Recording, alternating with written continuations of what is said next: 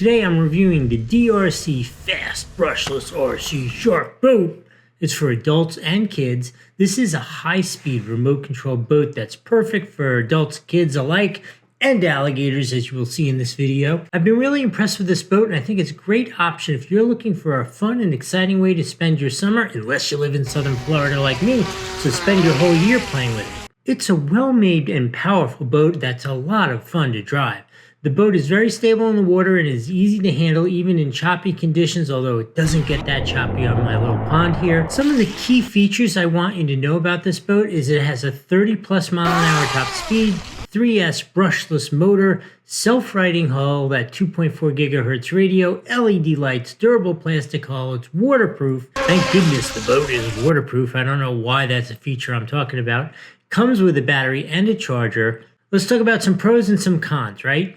In terms of the pros, it was fast and powerful, stable in the water, the radio worked well, the LED lights are cool, it's durable, and it comes with both the battery and the charger so you're ready to go out of the box.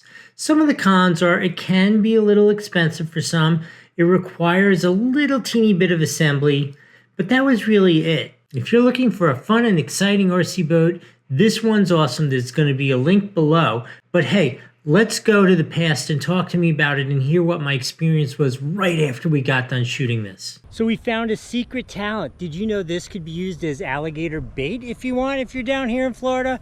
Our little local alligator, he's back there in the woods. I'll show you some video.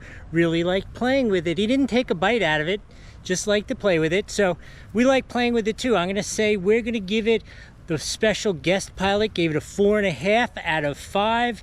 It was really good. Only got fouled up once with, you know, you're in a pond, there's grass and that kind of stuff. Only once got fouled up.